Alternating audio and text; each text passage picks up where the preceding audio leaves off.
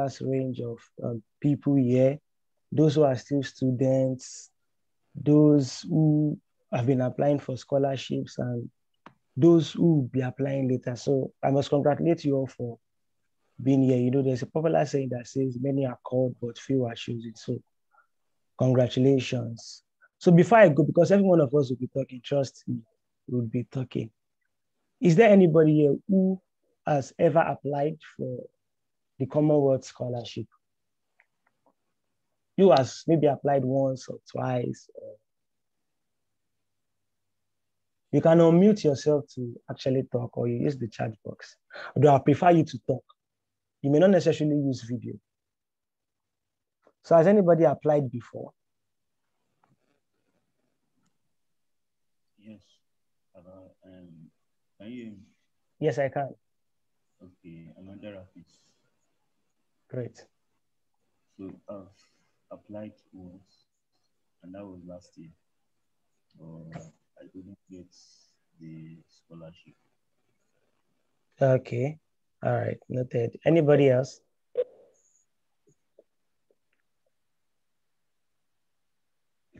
Rotimi, I can see your hands raised up. You want to say something?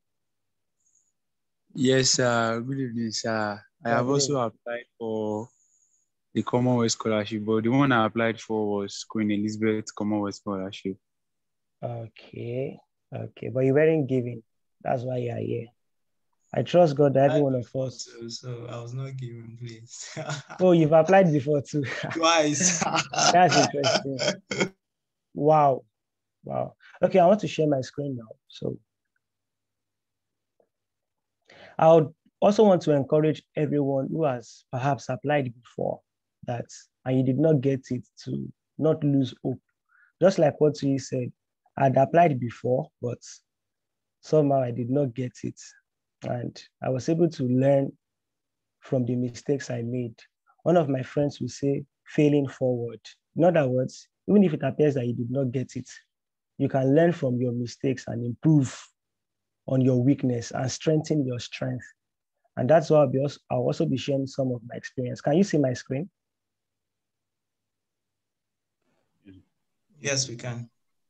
Okay, great, great. All right. Like we all know, there are several scholarships available for students and young professionals.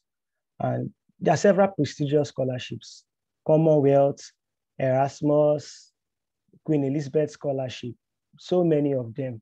But then today I'll be talking more of Commonwealth Shared Scholarship. Now, before I start, one of the benefits of getting a scholarship is that it saves you from the stress of worrying about paying your tuition fees or paying your living fees. Because most times, even back in Nigeria, some of us still struggle to pay our school fees. But then getting a scholarship, not just to study in Nigeria, but to study abroad, is a really, really big one. Because number one, you are getting a very good exposure for your personal development. And number two, you are getting a platform whereby you can network with professionals all over the world. And even within this short time that I've spent here, I must say that I've really gotten a lot in terms of the networking and exposure.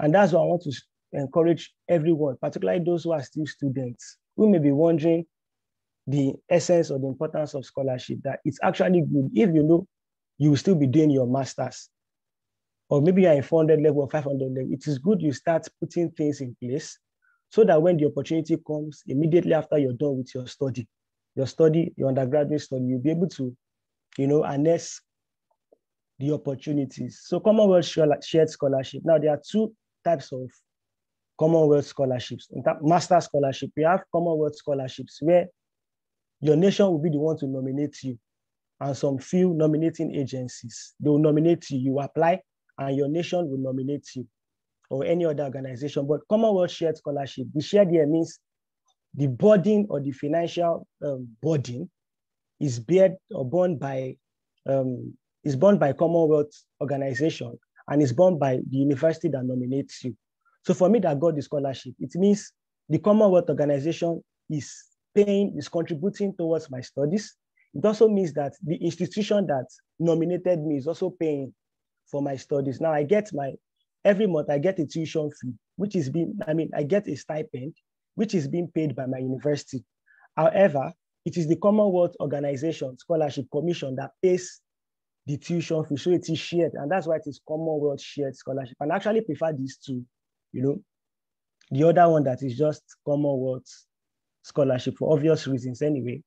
Okay, for those of us who might be applying for the Commonwealth Scholarship, I believe we all know this, the overview of the scholarship. Now, the Commonwealth Scholarship generally has 6 development themes. Number 1, science and technology for development. Number 2, strengthening health systems and capacity, promoting global prosperity, access, inclusion, and opportunity. What does this mean? It means that whatever thing you're applying for, whatever course you're applying for, whatever program you're applying for, you must apply them under these development themes. For example, if you say you want to be a food scientist, for example, it must be tailored towards one of these things. Will you be, the skills you will gain after your studies, will it be to improve health, to strengthen health in your country? Will it be to promote global prosperity? Will it be to strengthen global peace? So those are things you have to put in place. And why is this important? Now, there are some courses under the Commonwealth Shared Scholarship that are under various themes. For example, I'm currently a scholar in Newcastle University, environmental engineering. Environmental engineering was under the science and technology for development team. It was also in strengthening resilience and response to crisis. So that means the essay that you are writing for science and technology for development will be quite different from the essay that you are writing for strengthening resilience and response to crisis. I believe for those, this may not be clear to those who may not be so familiar with Commonwealth, but then it means whatever thing that you are writing, whatever application you are putting forward must be tailored towards any of these 6 themes. Now, the Commonwealth Shared Scholarship is one such that you have list of courses and list of universities. Unlike the other Commonwealth Scholarship, where you're only limited to pick, I think, about 3 courses and 3 universities, you can pick as many universities as you want, as long as they are eligible courses and eligible institutions. So you can pick as many courses as you want, but be sure that that would require work. If you are writing about 7, 8 essays, and so, like somebody once said, it's not about the quantity of application, it's about the quality. So it's not by, I want to apply to 9 schools, I want to apply to 10 schools. No, you could apply to 10 schools and the strength of your application may be weak. So I think it's important that you focus more on the quality of your application more than the quantity. Now, what is the selection criteria? Well, like we all know, the Commonwealth Scholarship, just like any other scholarship, will be based on your merit, your academic merit, and the potential impact of study on the development of your home country. Because you're expected that once you get the scholarship or the master's program, once you back the certificate, you're expected to come home to develop your country. Now, that does not mean you don't have the platform to still stay back. In some cases, there are still opportunities to stay back immediately after your master's studies. However, the general rule is you are being awarded this scholarship so that you can come develop your country.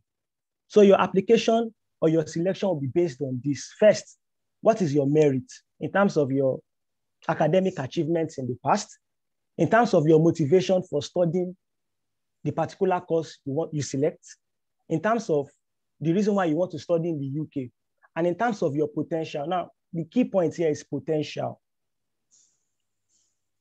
Via your essays that you'll be writing, they want to know if you have the potential to actually succeed as a graduate student in the UK, or succeed, or the potential to come back, to come develop your country. And one of the ways to know potential is by checking your track record.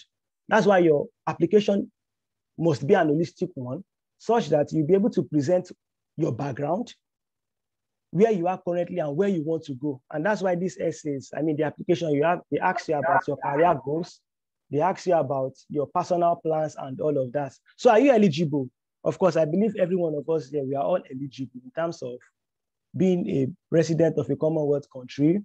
We have all the supporting documents. And of course, whether you're a 2-1 or you're a 2-2 candidate, as long as you have, for those who maybe did not finish with a 2-1 or a first class, you can still get the scholarship.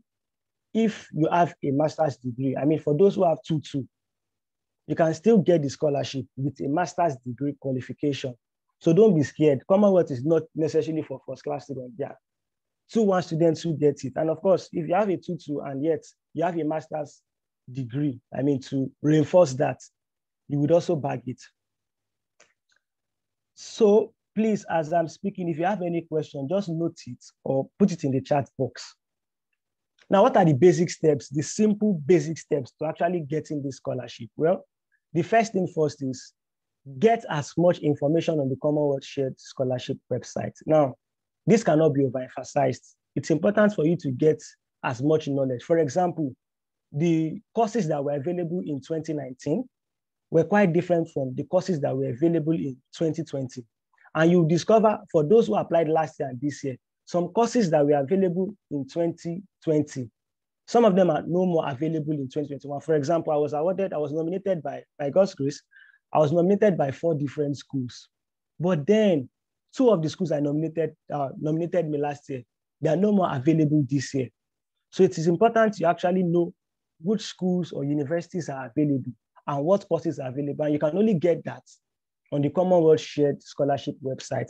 Then number 2, check the list of eligible courses and participating universities. Then check for specific advice, admission requirements, and application rules with your choice universities. All universities have their own requirements. The basic process is, once the application for Commonwealth Scholarship opens, the first thing you need to do is check for the list of eligible courses and universities. The next thing, check for the university's requirements. So universities will say you should not apply to the Commonwealth on the Commonwealth platform yet, that you should still go through some eligibility checks on their website. What does this mean? For example, there's a university called Cranfield University. You can't just apply on the Commonwealth platform. First of all, you will need to apply on the school platform. Then they will actually check for your eligibility. Yeah. They will check if you meet the basic requirements before they now tell you to apply for admission. And after applying for admission, then you can apply, or in the process of applying for admission, you can also apply for the scholarship. So the next thing is apply for admission in your choice universities. Now, like I said before, apply to as many as possible. But then don't forget that quality of your application is much more important than quantity. However, quantity increases your chance of nomination. For example, last year, Julius, your answer raised, you want to say something?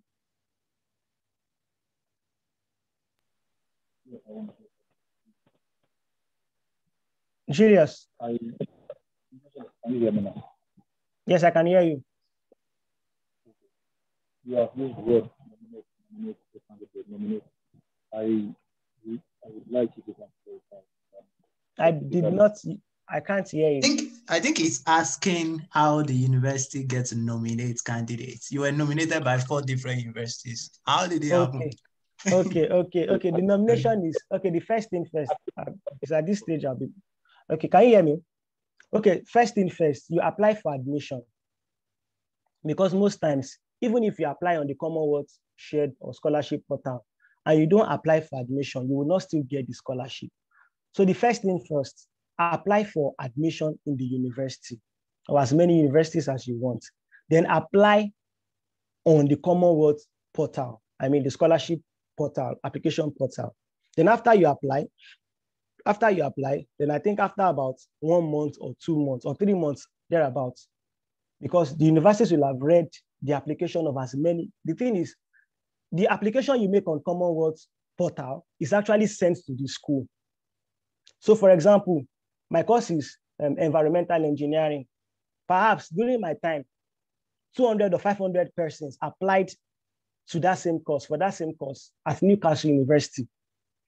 Then the application made on Commonwealth portal will be sent to the university. Then representatives of the university, scholarship body of the university will read the essays and nominate their candidates. Now, for example, last year, Newcastle had, I think, 7 slots. 7 slots for 7 candidates in any Commonwealth scholarship. For every nominated candidate, there are at least about, I think, 3 reserved candidates. What does this mean? Once they read your essays, the essays that Commonwealth sends to the school, once it is read, they select the 7 best essays, I think, yeah. Then they select 3 reserved candidates for each courses, which means that if one of the nominees rejects, the reserved candidate, the first reserved candidate can actually take the place of the nominee that rejected the offer. So I believe you were able to pick that. So it is actually the university does the nomination, not Commonwealth itself. Your applications are sent to the universities you applied for or to. They read your essays and select those candidates they want to nominate. And by nomination, they nominate nominees and they nominate reserved candidates. So I applied last year, I applied in December, and the first mail I received was from the University of Reading, where I was told that I've been nominated by the University of Reading and I should wait till the confirmation of award. Of course, I knew, because once you are nominated, it means you are 99% sure that you get the award. So it's the university that nominates. After nomination, the university sends the list back to Commonwealth. Commonwealth will do their own checks to see that the candidates meet the requirements for the Commonwealth scholarship itself. And from there, everything becomes easy. Hope that's clear.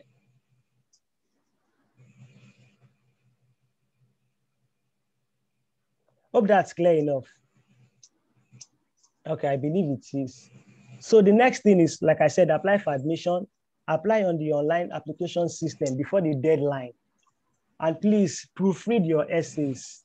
Proofread your essays. I made a mistake last year, which is quite saddening. For one of the schools I applied for, University of Strathclyde, I made a mistake by putting, instead of, there was a point I was supposed to put University of Strathclyde, but I went to put, I think, University of Leeds in one of my essays. So it was like I shot myself in the leg because, of course, in all the essays, there are similarities.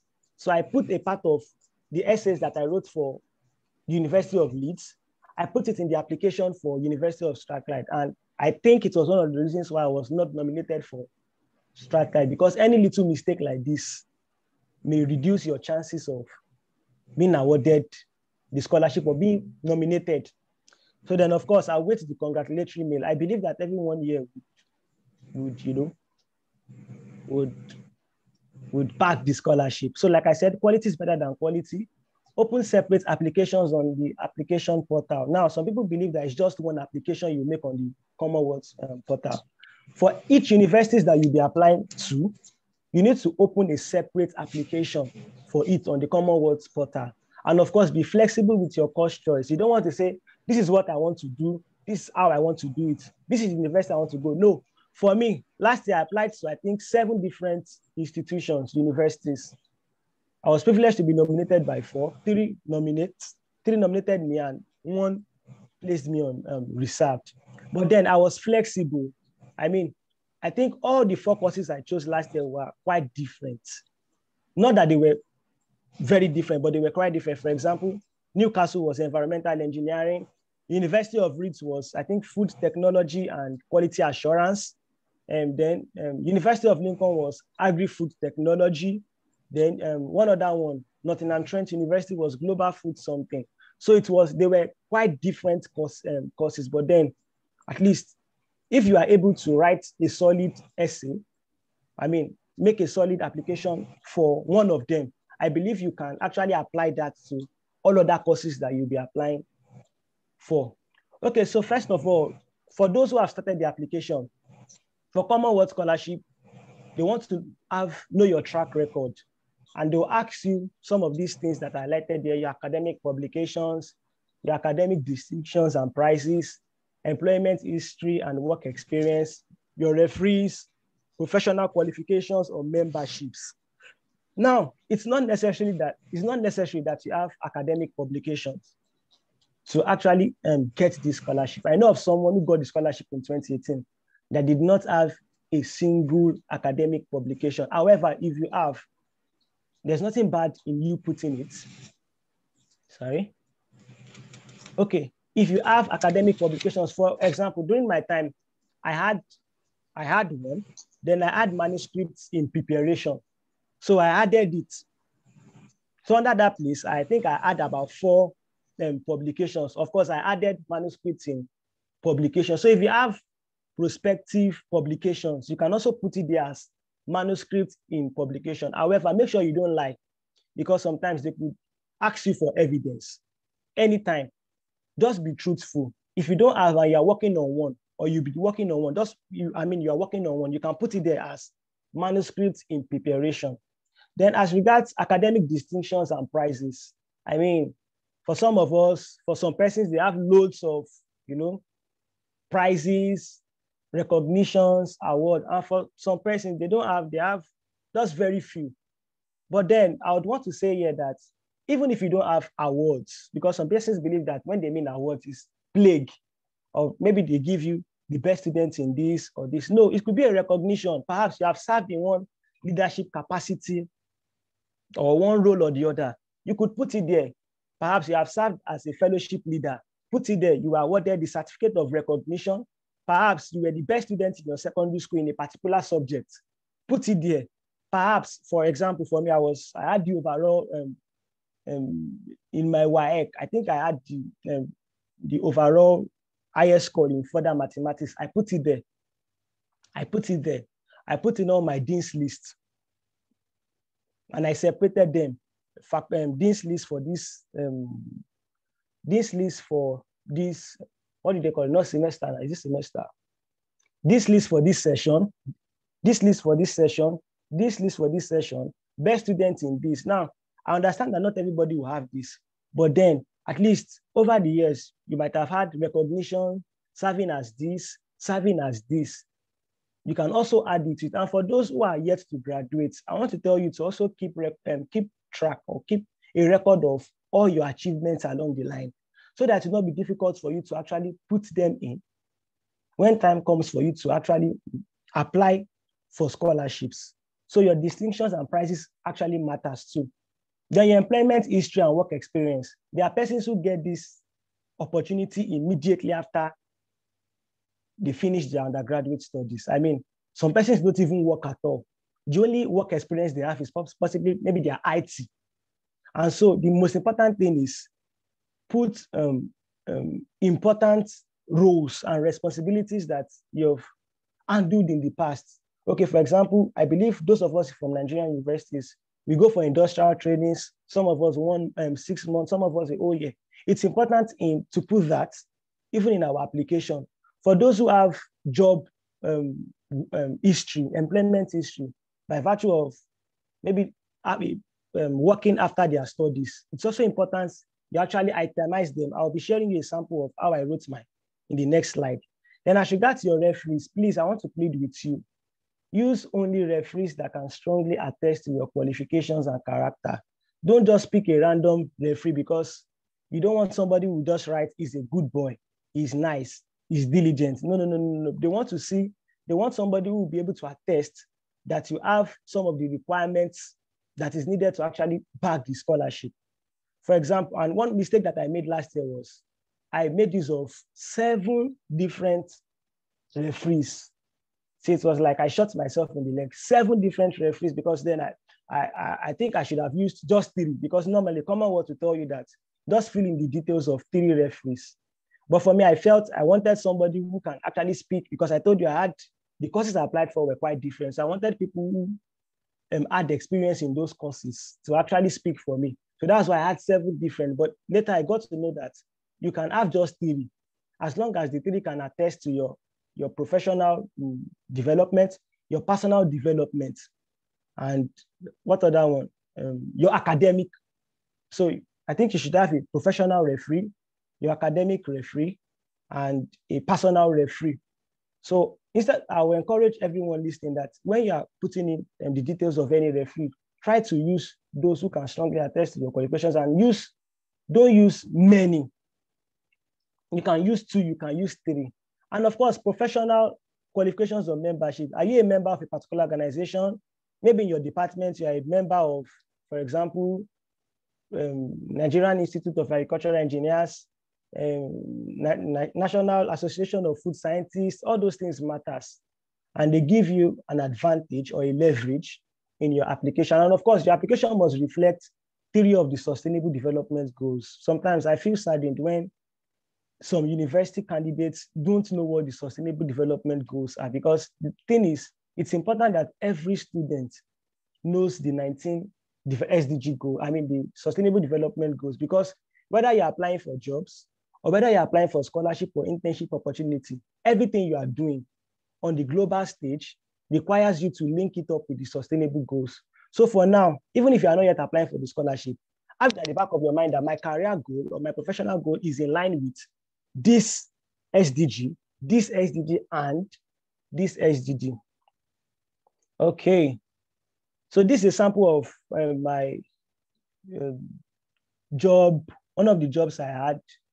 I wrote it there. I was involved in this. I was involved in this. You don't just want to list, because I was trying to check the difference between my application for 2019 and my application for 2020. Of course, my essays appeared to be good in 2019, but then the essays, or the should I call it the essays? Yeah, the essays were a bit scanty, and so the strength was weak.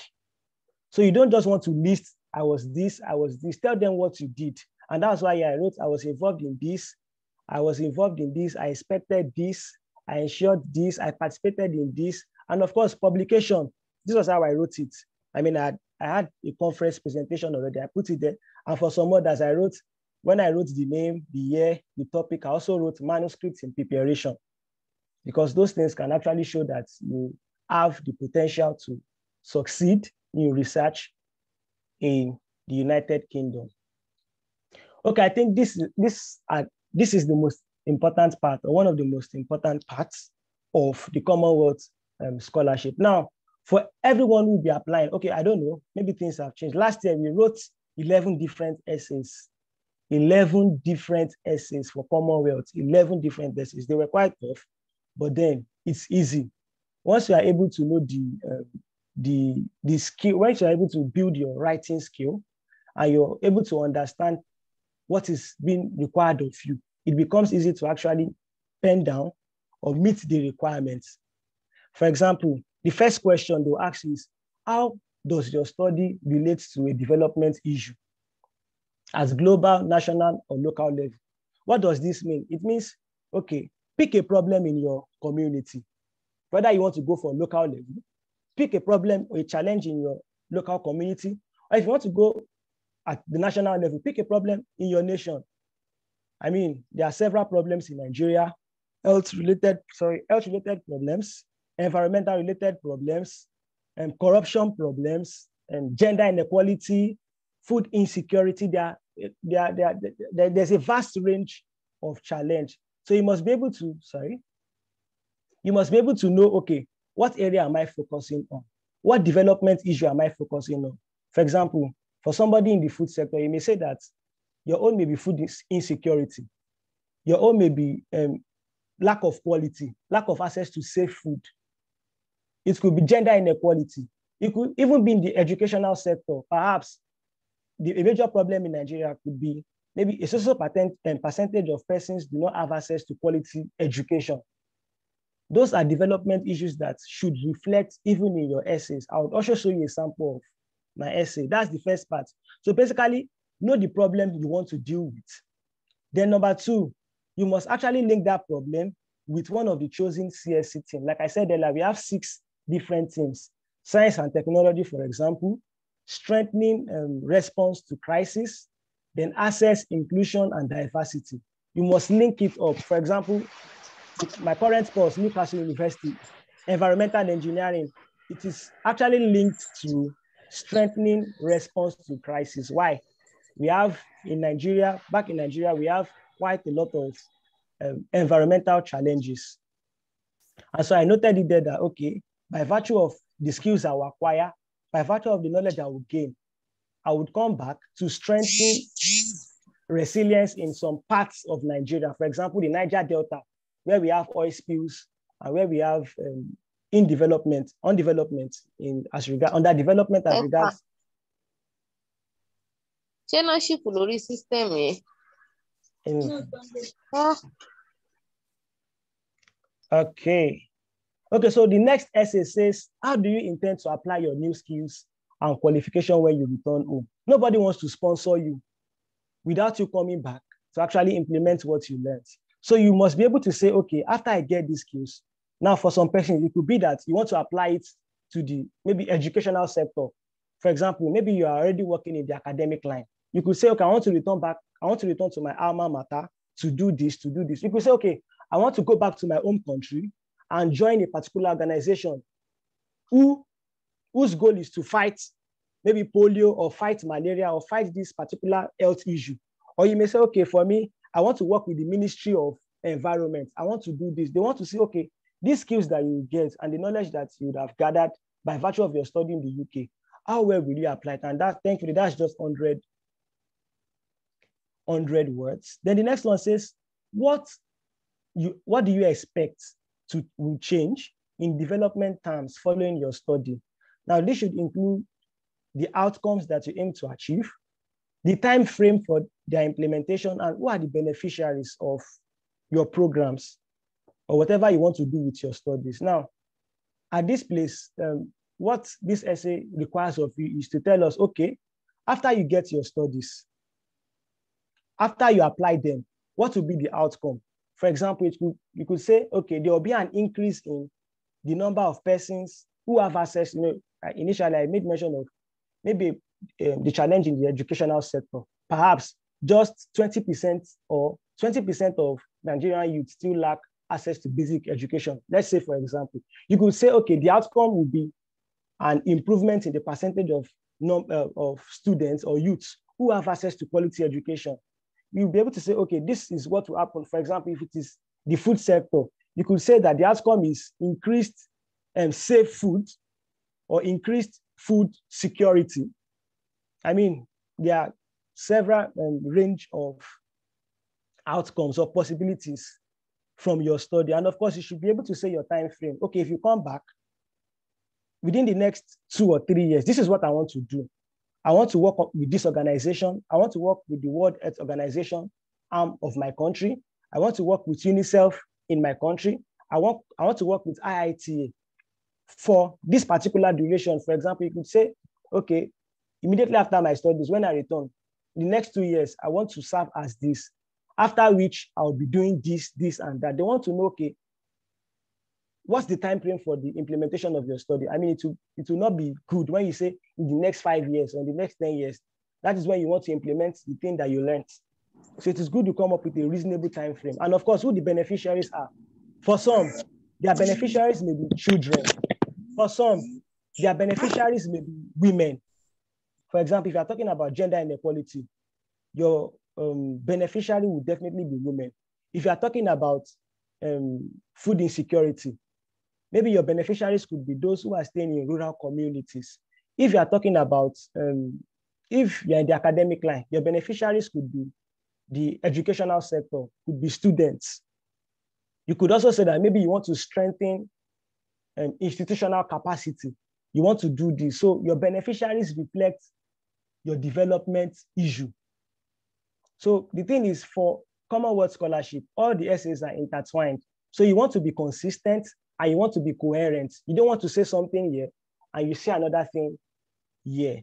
And the fourth one says how the impact of your work will be measured. How the impact of your work will be measured. Now, there are several ways to actually go about that. You could say that, okay, the impact of my work will be measured via publications, via reports. Maybe on a monthly basis, on a quarterly basis, I'll be presenting reports to the Commonwealth Scholarship. And for everyone who gets the Commonwealth Scholarship, you are part of what they call the Commonwealth Scholarship and Fellowship alumni. In other words, you can also contribute to development issues.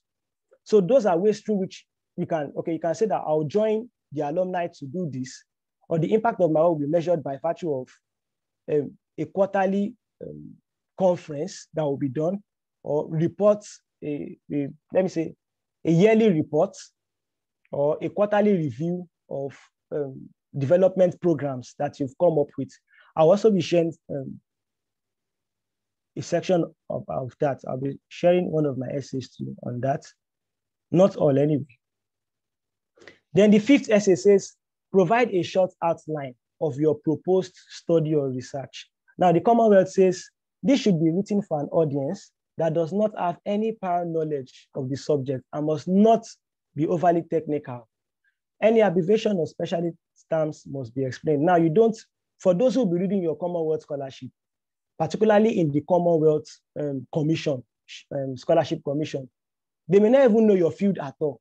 But whatever you're writing to them must be simple. So you don't want to use vague terms. You don't want to use technical terms. You want to present it to them such that they'll be able to understand and know that this person knows what he or she is doing. Now, how do you go about it? Some people think that this means you're writing a proposal, because I know many persons are afraid of writing proposals. No, what you are asked there is not for you to write a proposal. Okay, I think one way to go about it is to say, okay, I'll learn this from this particular modules. I would learn this from this particular modules. By virtue of class presentations and group projects, I'll be able to do this. I'll be able to do this because your proposed study will include your course modules, group projects, individual projects, presentation, conferences, and seminars. So you want to put them here to state that, okay, these are what I'll be doing. Through the course modules, I will get this. Through conferences and networking, I'll be able to do this. Then, of course, you tell us about maybe a particular topic that you have on mind. I think that would feature on SA6. Tell us about anything that you know would be striking.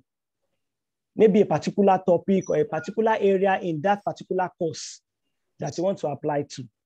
Then number 6 says, provide a detailed plan of your study, your proposed study. Then, of course, it states here that the selection panel will want to understand why you have selected your proposed courses and universities. Now, what's your motivation for picking that particular course that you chose? What's your motivation for saying you want to study in the UK? What's your motivation for saying this is particular problem I want to solve? This is the development issue I want to address. Now, you must be able to describe why you have chosen your proposed course. I mean, for me, when I was writing this part of my essay last year, I think I wrote, first of all, why I studied because I studied as an undergraduate. I wrote it there for them, and how I was able to now build interest in a particular area of that particular course, and why I want to actually further my studies in the UK. And so you must state why you want to undertake. I mean, there are several reasons why anybody could choose to study in the UK, in terms of the exposure, in terms of the networking opportunity, in terms of access to facilities, access to high quality research.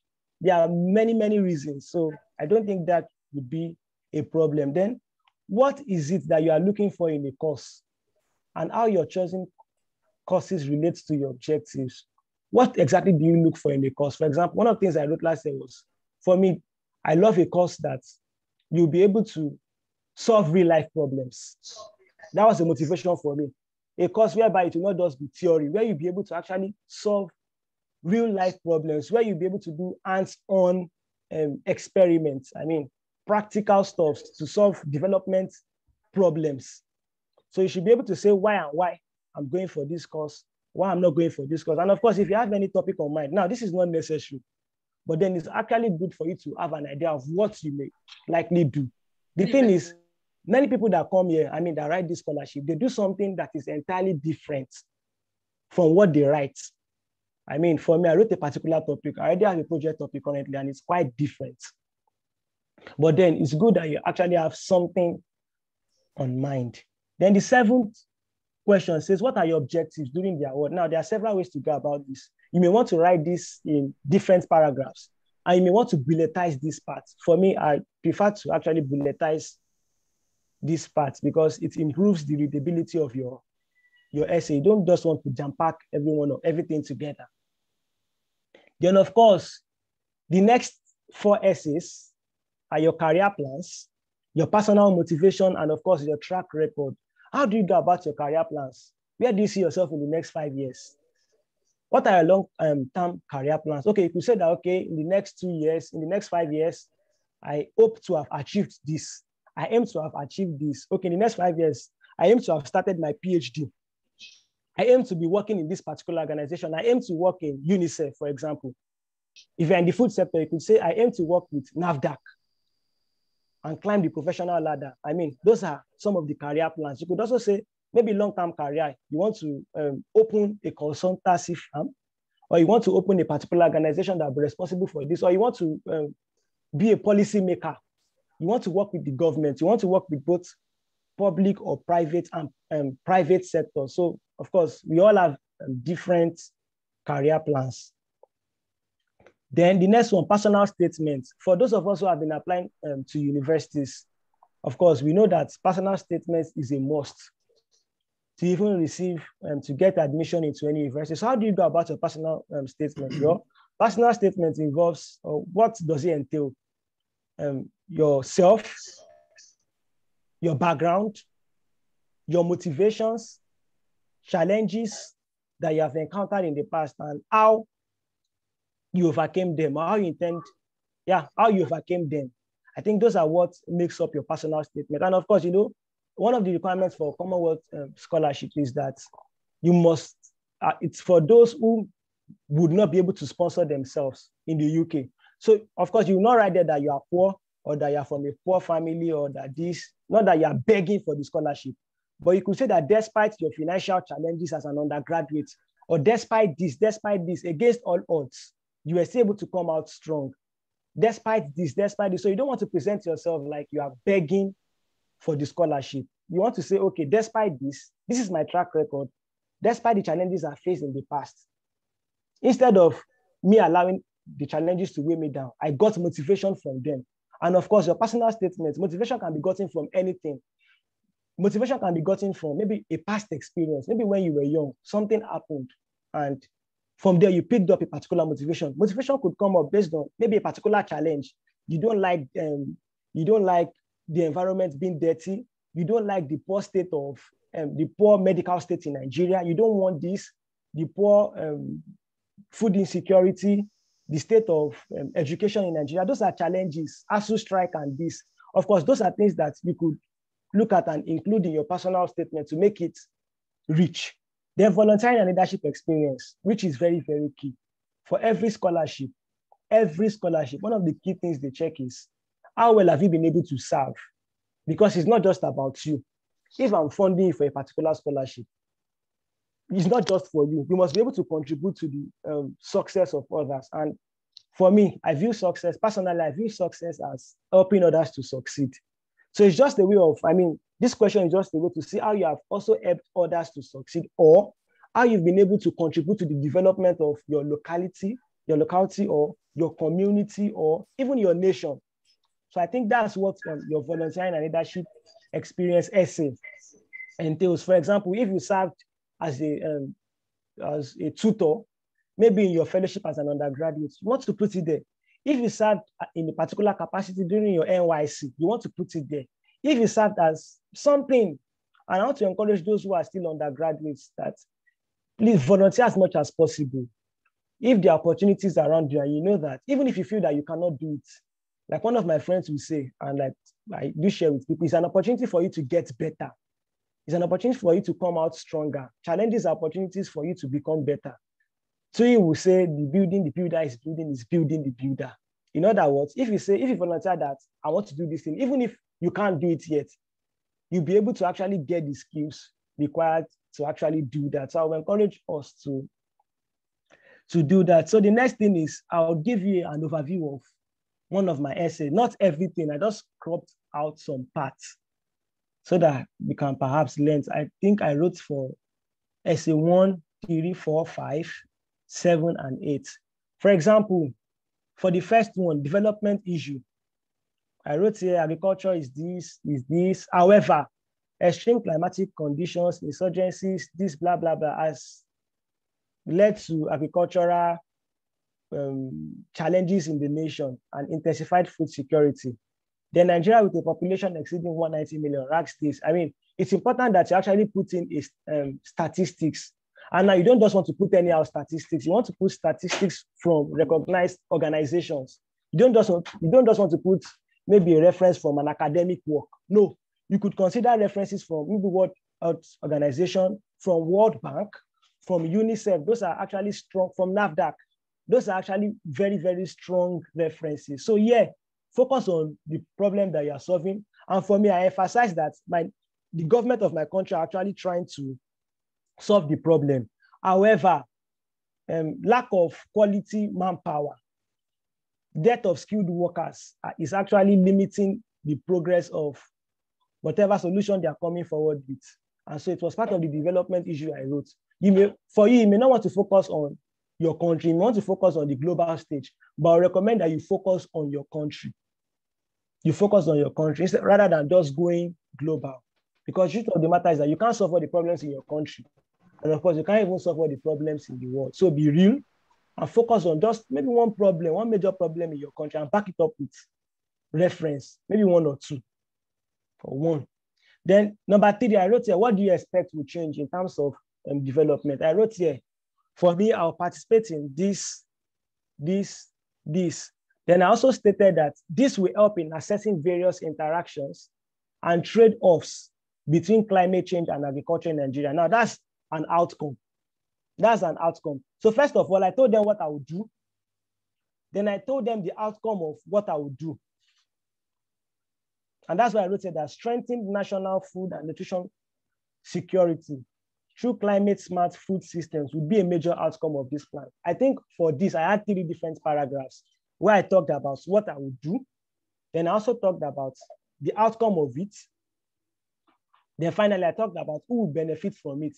Then after I wrote everything, then I wrote the time frame for this will be between 1 to 3 years upon completing my master's studies. I also noted that then SF4 says, how can we measure the impact of your work? Then I wrote it here, for example, a drastic reduction in the percentage of Nigerian population suffering from hunger and acute malnutrition will measure the impact of my work. Now, there are several ways through which impacts can be measured, like I said, through publications, through this reduction in the number of people, or increase in the number of people who have access to something good, or reduction in the number of people who are faced with something bad, or eliminating something. So those are some of the ways to actually present your impact essay. Now, for a short outline of your proposed study, I wrote here, the MSc, this will be achieved through the combined delivery of this. And of course, I stated the course modules, how it will help me, the exposure it will give me. I also talked about how conferences and presentations will actually aid my personal development. I also talked about some particular courses that were fascinating to me, that were of utmost importance to me. So I believe you would have seen it. Okay, so the next one. So I skipped SA6 because I think that's more personal, why you want to study in the UK and why the particular course, and I skipped that. So SA7 says, so this was how I presented my objectives. I think I had about 13 objectives, 13 different objectives for this particular essay. But yeah, I cropped out 4. So I wrote it during my MSc study. Now there's no particular rule to this. You may want to present yours in paragraphs, but then I prefer to actually present or bulletize my own objective. So you can say now, your objective one of your objectives could be you want to improve your networking. It could also, another one could be you want to actually visit places. You don't want to be serious all through. You also want to balance your academic life and your social life and your mental life. So it could also mean, okay, you want to visit places, you want to do this. Just be real. You don't have to be overly serious. Be real and tell us some of the skills, some specific skills that you want to actually gain. Then your career plans. I drafted that. I said, I intend to partner with so to strengthen this and that.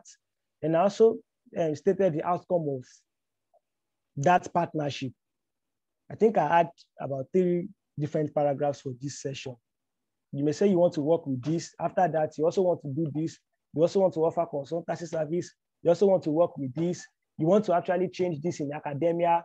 You want to push for a revitalization of the academic curriculum in your alma mater. Those are some of the career plans you may want to look out for. Then volunteering or leadership experience, of course. Now, one of the key things for volunteering is that they want to see your statistics. Okay, if you say you did this, what is the impact?